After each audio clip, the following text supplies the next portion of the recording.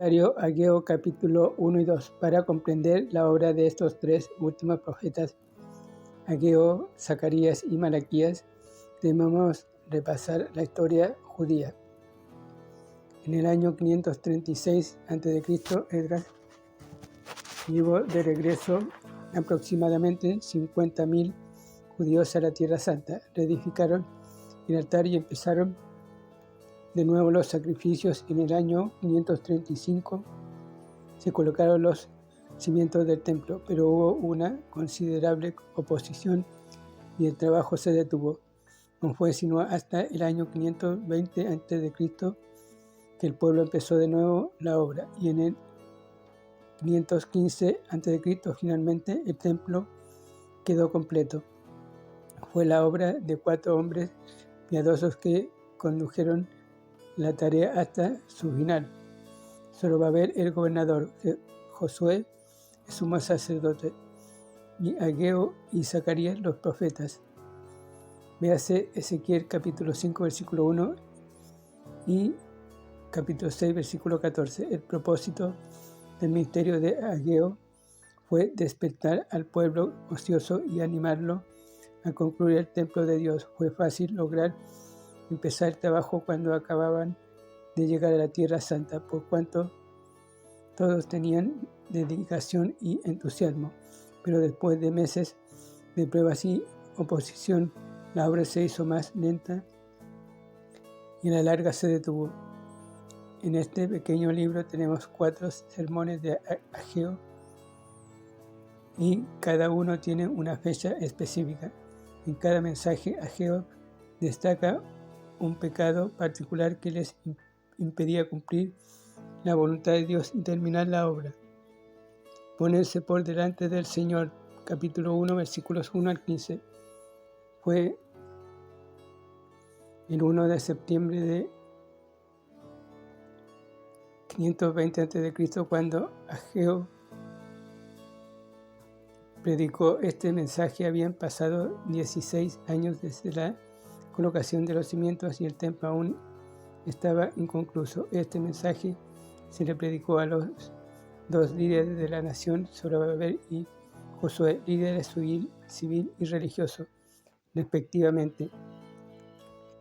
Ageo no desperdicia tiempo, va directo al punto de su mensaje. El pueblo está dando excusas y descuidan la casa de Dios, pero es tiempo de poner manos a la obra y terminar la casa de Dios. Destaca el egoísmo de ellos. Concluyeron sus casas, pero decían que no tenían tiempo para edificar la casa de Dios. En otras palabras, se anteponían al Señor. Algunos de los judíos tenían incluso casas artesonadas, lo cual sería lujo en aquel día. Este pecado está en nosotros hoy. Anteponemos nuestros deseos a la voluntad del Señor. Qué fácil es dar excusas para no hacer la obra de Dios. El tiempo es demasiado malo como para salir a visitar o para asistir a los cultos, pero no para ir de compras.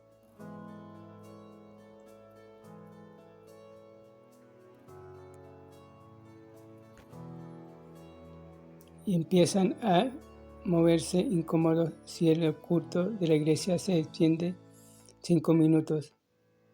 Ageo nos advierte que en realidad perdemos cuando nos anteponemos a Dios. En capítulo 1, versículo 6 nos dice que nuestras ganancias se desvanecen y nuestras posesiones no duran cuando se deja a Dios fuera. Dios detuvo la lluvia, versículo 10, y por eso las cosechas fracasaron. Versículo 11, al fin y al cabo, los judíos conocían la promesa de Dios de bendeciría su tierra si le honraban. Véase Deuteronomio capítulo 28, pero no confiaron en la palabra, de modo que perdieron la bendición.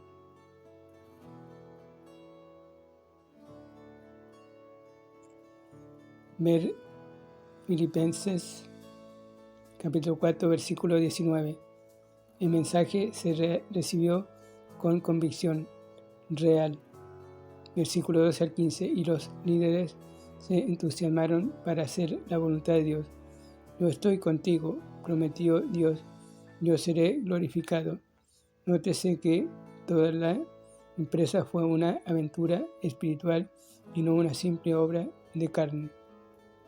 El pueblo de Dios se levantó y puso a Dios primero en sus vidas. Mirar atrás en lugar de mirar hacia adelante. Capítulo 2, versículos 1 al 9. Ya el pueblo había trabajado alrededor de 7 semanas cuando Ageo predicó su segundo sermón el 21 de octubre, el último día de la fiesta de los tabernáculos. Se suponía que debía ser un gran día de gozo y alabanza, pero en vez de eso fue uno de los desánimos y quejas. ¿Por qué? Porque el pueblo miraba hacia atrás en lugar de mirar hacia adelante. Cuando colocaron los cimientos de 16 años atrás, los ancianos lloraron porque recordaban la gloria del templo de Salomón. Ezequiel capítulo 3 versículo 12. Y ahora algunas de las personas estaban desanimadas porque al nuevo templo le faltaba esplendor y gloria. Por supuesto, el problema del pueblo se debía a sus pecados, pero a pesar de esto no era razón para mirar hacia atrás. En la obra de Dios debemos mirar hacia adelante por fe. Esforzaos y no temáis, le dijo Dios a los líderes desanimados. Voy a hacer temblar al mundo y un día estableceré mi reino. Léase Hebreos capítulo 12, versículo 26 al 29. Dios promete que la gloria de la casa final, el templo durante el reino milenial, excederá grandemente a la de la casa anterior, el templo de Salomón, y entonces les daré paz. Lo mejor aún no ha llegado. Fracasar por no confesar nuestros pecados, capítulo 2, versículos 10 al 19. El pueblo esperaba bendiciones materiales el mismo día que empezaron a trabajar en el templo, pero ya era el 24 de diciembre y las cosas seguían difíciles. Ageo explicó por qué Dios no los había bendecido. Todavía estaban inmundos, no habían confesado sus pecados. Vosotros no podéis dar a nadie santidad ni salud, explicó, sino que podéis darle la inmundicia y enfermedad que poseéis, y debido a que el pueblo era inmundo, su obra también lo era. Versículo 14. Léase Zacarías capítulo 3 en conexión con este mensaje. Zacarías predicó en el 8º mes del mismo año. Zacarías capítulo 1, versículo 1. Apenas un mes antes que Ageo, capítulo 2, versículo 10 al 19. Dios podía limpiar al pueblo de sus pecados si tan solo se arrepentían.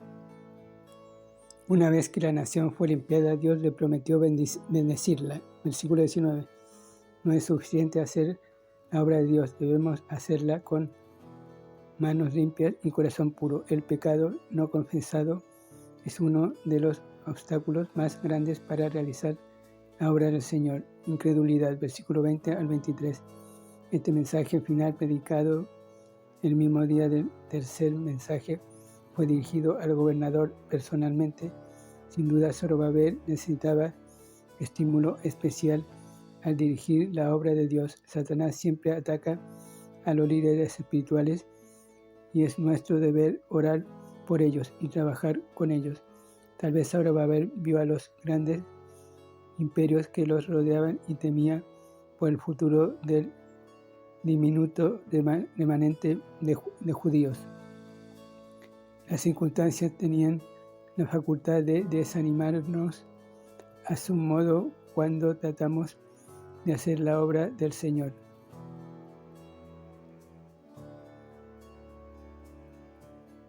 Pero Dios estimuló la fe del gobernador. La incredulidad siempre nos roba las bendiciones de Dios.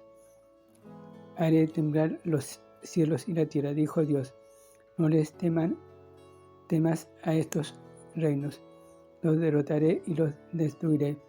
En cuanto a ti, Zorobabel, tú eres para mí como un anillo de sellar, una joya muy preciosa. Yo te escogí, no te des por vencido. Como este mensaje debe haber animado y fortalecido la fe del gobernador. Zorobabel fue un antepasado de Jesucristo. Su nombre aparece en las genealogías y hace Mateo capítulo 1 versículo 12 y Lucas capítulo 3 versículo 27. Zorobabel es un tipo o ilustración de Cristo en el Antiguo Testamento. Aquí se ve a Cristo como el anillo de sellar de Dios, su sello precioso. Un anillo de sellar habla de autoridad y honor. Dios le dio a Zorobabel la autoridad para terminar el templo. Dios le dio a su Hijo la autoridad para salvar a los pecadores y edificar su templo, la iglesia. Juan capítulo 17 versículos 1 a 3. ¿Qué obra le ha llamado Dios a hacer antes de que Cristo vuelva? La ha empezado, pero no la ha acabado.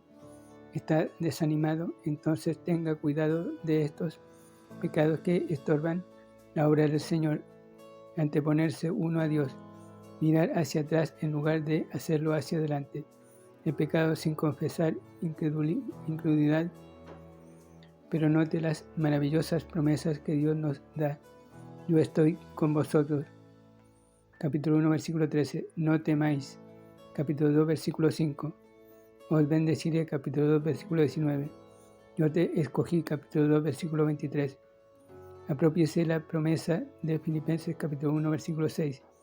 Y levántese y haga la obra del Señor.